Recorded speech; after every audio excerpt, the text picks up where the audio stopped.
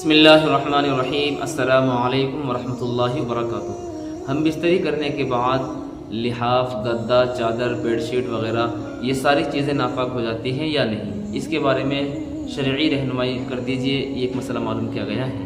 دیکھیے، اس مسئلے کا جواب یہ ہے کہ ہر وہ چیز کہ جس کے اوپر ناپاکی لگ جائے وہ ناپاک ہو جاتی ہے، اور بعض چیزیں وہ ہوتی ہیں کہ جو نجاست حکمی ہوتی ہے، یعنی حکم کے اعتبار سے ناپاک ہو جاتی ہے۔ مثال کے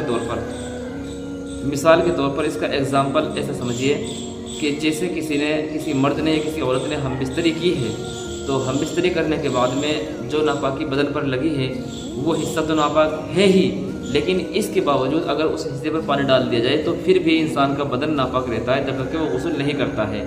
تو یہ نجاست حکمی ہے، یعنی یہ حکم کے اعتبار سے ناپاک ہو گیا، یہاں پر غسل کرنا ضروری ہوگا۔ ایک ناپاکی ہوتی ہے جو نجاست غلیظہ جو نظر آ رہی ہے، وہ اگر جہاں بھی لگے گی وہ ناپاک ہو جاتا ہے۔ مثال کے طور پر اگر بیڈ شیٹ پر وہ لگ گئی تو بیڈ شیٹ ناپاک ہو جائے گی، چادر پر اگر وہ لگ گئی تو چادر ناپاک ہو جائے گی۔ اسی طریقے سے لحاف ہے، گدا ہے، پیلو ہے، غرض انسان کے کپڑے ہیں، جس چیز پر بھی ناپاکی لگے گی نجاست غلیظہ وہ حصہ ناپاک ہو جاتا ہے۔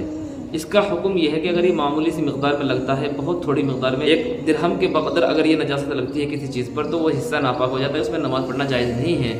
اور اگر یہ 1 درہم سے کم ہو تو پھر نماز پڑھنا درست ہوگا، لیکن شرط یہ ہے کہ دھونا ضروری ہوگا، اور اگر بنا دھوئے بھی نماز پڑھ لی، بغیر دھوئے اور ذہن میں نہیں رہا، یاد نہیں رہا، اور وہ 1 درہم سے کم مقدار میں ہے تو پھر نماز تو ہو جائے گی، لیکن دھونا اس کو بہرحال ضروری ہوگا۔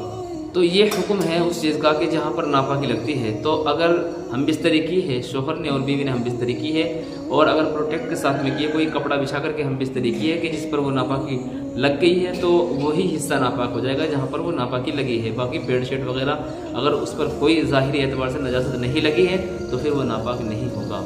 امید ہے بات آپ کی سمجھ میں آ گئی ہوگی۔ آپ کے بھی کوئی مسائل ہو، کوشچنز ہو، کمنٹ باکس میں دے دیں، انشاءاللہ ضرور اس کو بتایا جائے گا۔ السلام علیکم ورحمۃ اللہ وبرکاتہ۔